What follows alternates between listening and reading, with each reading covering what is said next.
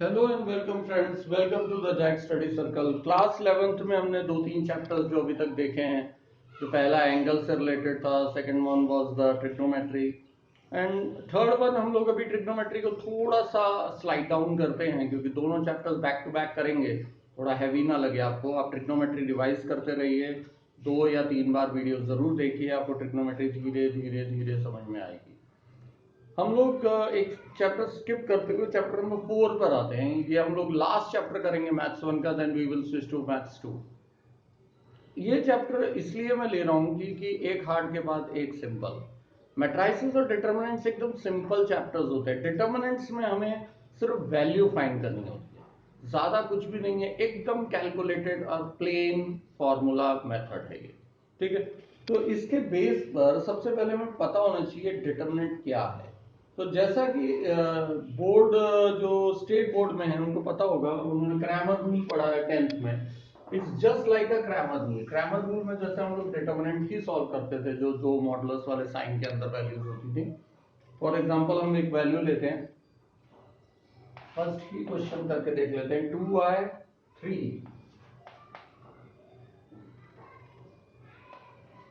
4n-i। अच्छा, इसमें मैं एक चीज आपको बता दूं कि जो मैथ्स 2 में हमें फर्स्ट चैप्टर करना है, दैट इज कॉम्प्लेक्स नंबर, उसमें ये चीज आती है, इसलिए ध्यान में रखिए। आई स्क्वायर मतलब होता है -1, और कहीं पर भी i cube i that is -i। या अभी सिर्फ आपके बैक ऑफ द माइंड में रखिए, जैसे ही हम लोग ये चैप्टर डाउन करते हैं तो नेक्स्ट चैप्टर में हम लोग इसके बारे में पढ़ेंगे, क्योंकि कहीं कहीं ये यूज हो सकता है। अब जैसा हमने क्रैमर रूल में पढ़ा था, या जैसा रेगुलर डिटर्मिनेंट सॉल्व करते हैं हम लोग, पहले ये दोनों मल्टीप्लाई करते हैं, माइनस का साइन लगा के ये दोनों।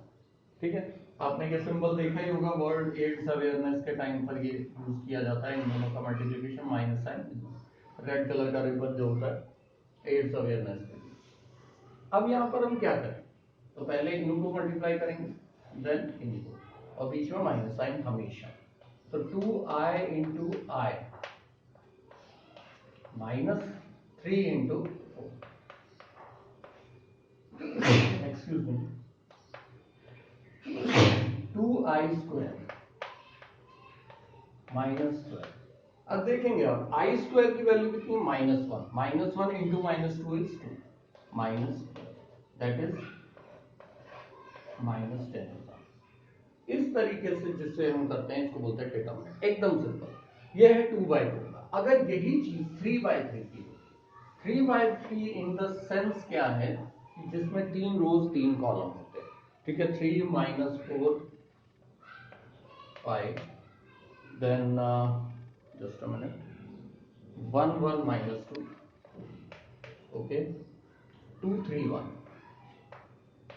ये हमारे पास अगर वैल्यूज हैं तो हम कैसे सॉल्व करें। सबसे पहले याद रखिए, इनको हम लोग बोलते हैं rows and these one are columns. Row into column के हिसाब से हम इसका ऑर्डर लिखते हैं। अब यहाँ पे क्या है, 3 रोज 3 कॉलम, हमेशा ये स्क्वायर ही होना चाहिए। Determinant should always be square, इसको मैट्रिक्स बोलते हैं। अब इसको सॉल्व कैसे करेंगे, तो सबसे पहले फॉर्मूला वही चीज है, 3 लिया, ठीक है, 3 का कॉलम छोड़ दो, 3 की रो छोड़ दो, जो बाकी बचा वो यहाँ 1 -2 3 1। पहला प्लस होता है तो दूसरा साइन माइनस लेना है। अब यहाँ पे पहले से माइनस है इसलिए 4 होगा, वरना हम लोग माइनस ही लेते हैं, प्लस माइनस प्लस अल्टरनेट। अब 4 ले रहा हूं तो इसका रो छोड़ दीजिए, इसका कॉलम छोड़ दो। 4 वाले रो छोड़ा, 4 कॉलम छोड़ा, बचा क्या, वो लेते हैं 1 -2 और 2 और 1। नेक्स्ट नंबर क्या है, 5। ठीक है, 5 का मैं क्या लिखूं, 5 की रो छोड़ दो, 5 का कॉलम छोड़ दो, क्या बच रहा है 1 1 2 3। क्लियर। इसको मल्टीप्लाई करना आपको आता है, उसको 3 से मल्टीप्लाई करना। 1 -6 दैट इज +6 हो जाएगा 7। 1 माइनस, लेकिन फिर से प्लस, तो 1 + 4 that is 5। 3 -2 that is 1। Cool. इसको सॉल्व करेंगे, 7 3 21 plus 20 that is 41 plus 5 that is 40। इस तरीके से हमारा स्ट्रेट अवे आंसर आता है। इसको बोलते हैं सॉल्विंग द डिटरमिनेंट। एकदम सिंपल, पहला नंबर लिया, उसका कॉलम छोड़ना है, उसकी रो छोड़नी है, जो नंबर बचा वो यहाँ -4 लिया, बट क्योंकि सेकंड में माइनस साइन होता है इसलिए प्लस, उसका कॉलम छोड़ दिया, रो छोड़ दिया, जो बचा वो आंसर। उसके बाद 5 लिया, उसका भी कॉलम छोड़ेंगे, उसकी रो छोड़ देंगे, 1 1 2 3 1 1। इस तरीके से इजीली सॉल्व कर सकते, मतलब इसमें कोई भी ऐसे एफर्ट्स लगाने की आपको जरूरत नहीं पड़ती है। तो ये क्वेश्चंस आप करके देखेंगे। इसी से रिलेटेड अगर हम सेकंड क्वेश्चन देखें, सेकंड क्वेश्चन में उन्होंने x दे दिया है और हमें फाइनल वैल्यू, प्रोसीजर सेम, सब कुछ सेम है, हमें कोई भी ज्यादा टेंशन लेने की जरूरत नहीं। सेकंड का second part, x -1 2 then 2x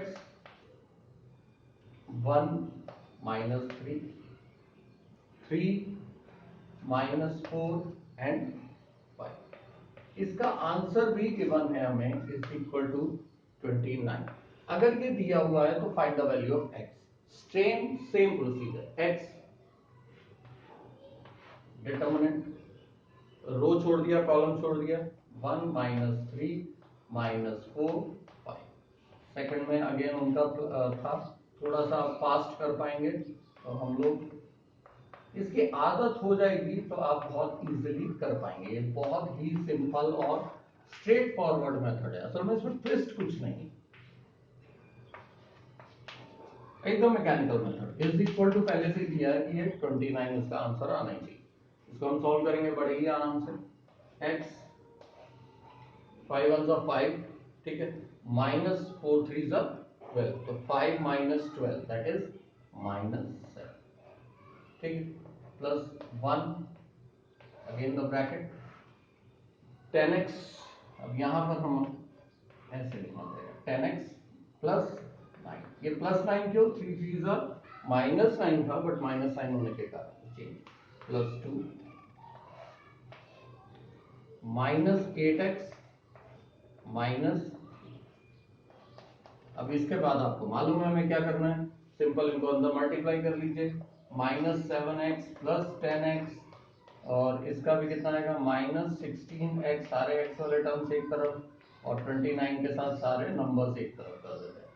9 उधर जाएगा तो -9, 3 2 6 -6, तो यहाँ जाके +6। अब इसके बाद आपको मालूम है कि x की वैल्यू कैसे निकालना। तो ये एक स्टैंडर्ड ऑपरेटिंग प्रोसीजर है, ज्यादा कुछ इसमें ट्विस्ट एंड टर्न्स नहीं है।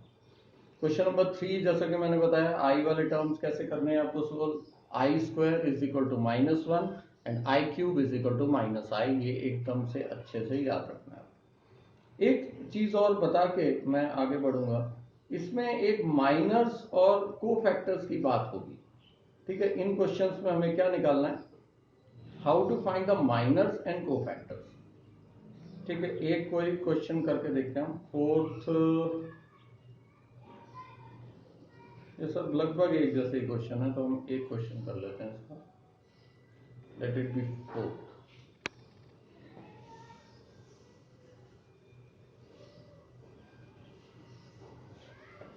कोफैक्टर्स और माइनस, ये सेकंड चीज है जो हमें समझनी है कि माइनस क्या होते हैं, कोफैक्टर्स क्या है। सबसे पहली चीज याद रखो, पहले माइनर निकालते हैं फिर कोफैक्टर। एमसील, जैसे एमसील होता है, वही चीज समझ लीजिए, पहले we have to find the minors and then the cofactor. एकदम सिंपल। एक क्वेश्चन लेके करते हैं, 2 -1 3। ये क्वेश्चन नंबर 4 है टेक्स्ट बुक के हिसाब से, 1 2 -1 एंड 5 7।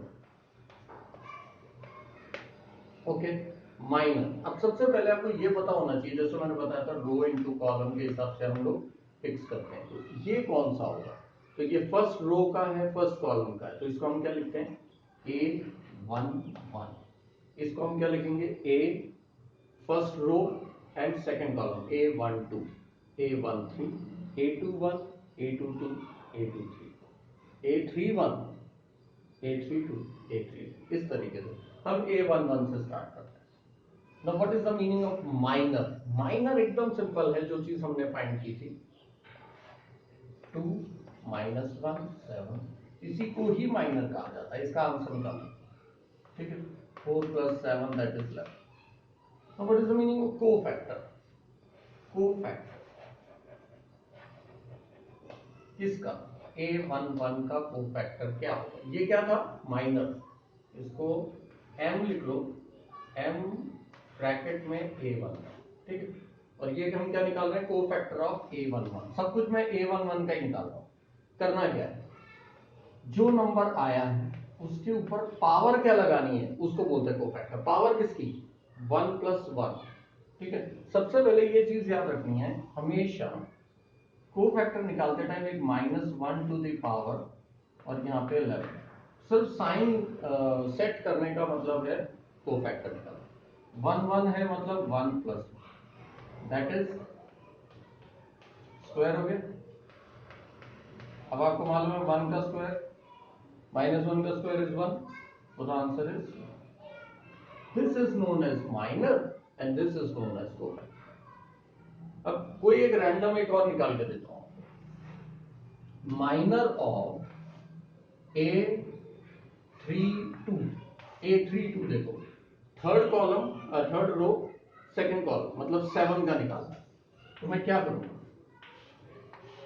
7 की रो भी छोड़ दो, 7 का कॉलम भी छोड़ दो, दैट इज 2 3 1 एंड माइनस। इसको मैं आराम से सॉल्व करूंगा, -2 -3 दैट इज -5।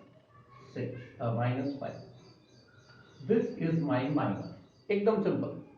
माइनर निकालने के बाद कोफैक्टर निकाल, cofactor of A32 -1 to the power 3 + 2 और ये वाला एज इट इज माइनस।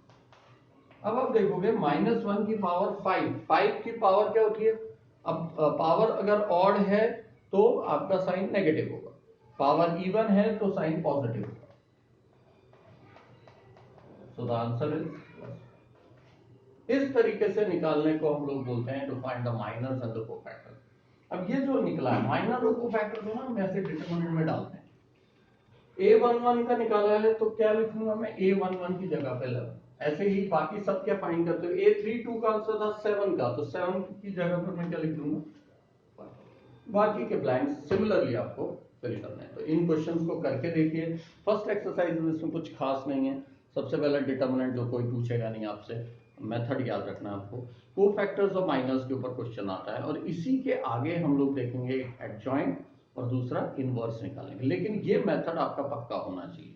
तो कोई भी 5-6 question odd examples text book या दूसरी टेक्स्ट बुक से करके देखिए, आपको माइनर और कोफैक्टर एकदम पक्का आना चाहिए। उसके बाद ही हम नेक्स्ट प्रोसीजर पे पहुंच पाएंगे। Thank you very much.